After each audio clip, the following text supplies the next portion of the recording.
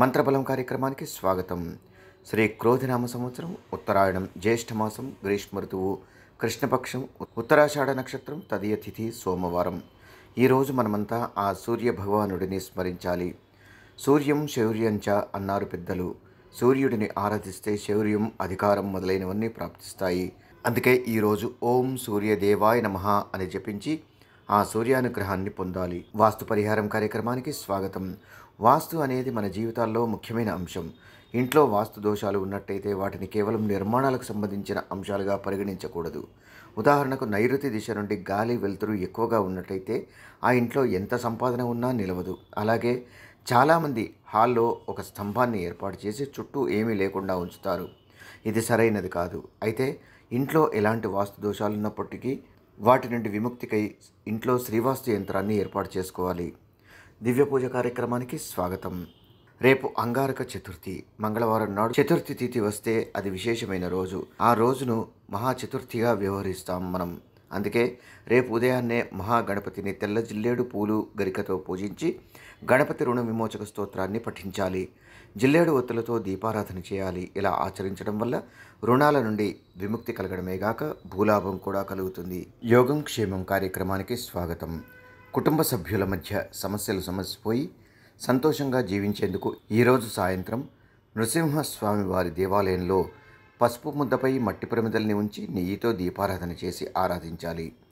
ఆలయానికి వెళ్లే వీలు కాని వారు ఇంట్లోనే స్వామివారి ముందు పసుపు ముద్దపై మట్టి ప్రమిదల్ని ఉంచి నెయ్యితో దీపారాధన చేసి నృసింహ కరావలంబ స్తోత్రాన్ని పారాయణ చేసి ఆరాధించాలి. సర్వే జన సుఖినో భవంతు.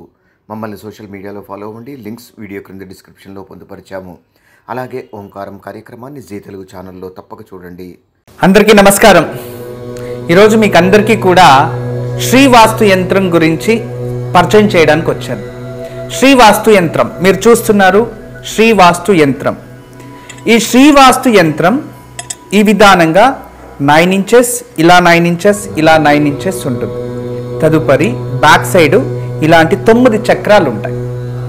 ఫ్రంట్ ఈ ఒక గ్లోబ్స్లా ఒక 9 డాట్స్ ఉన్నాయి చూడండి, ఇలా 9. ఇది శ్రీవాస్తు యంత్రం అనేది ఒక కాస్మిక్ ఎనర్జీని అట్రాక్ట్ చేసుకుంటుంది. నెగిటివ్ ఎనర్జీని ఇంట్లో నుంచి బయటికి తరిమేస్తుంది. మీకు అందరికీ దానికి పరిష్కార మార్గంగా నేను ఇవి సూచిస్తున్నా. ఎందుకంటే చాలామంది పిల్లలు సరిగా చదువుతలేదు, ఇంకొకరు మా ఇంట్లో ప్రశాంతత లేదు, భార్యాభర్తల మధ్యలో సఖ్యత లేదు, దేవుడి గదిలో సరిగా పూజ చేయలేకపోతున్నా, ఇంట్లో ఏదో తెలియని బాధ అనిపిస్తుంది, మా ఇంట్లో ఎప్పుడు కూడా ఏదో తెలియని ఒక శ్మశానంకి వెళ్ళినట్టు అనిపిస్తూ ఉంటుంది, మా ఇంట్లో కలగానే ఉండదు ఎప్పుడు కూడా, ఇక మా ఇంటికి చాలామంది వచ్చిన వాళ్ళంతా వాస్తు దోషం అని చెప్తూ ఉన్నారు, మేము ఏం చేయాలి అని ప్రశ్నిస్తూ ఉండేవారు.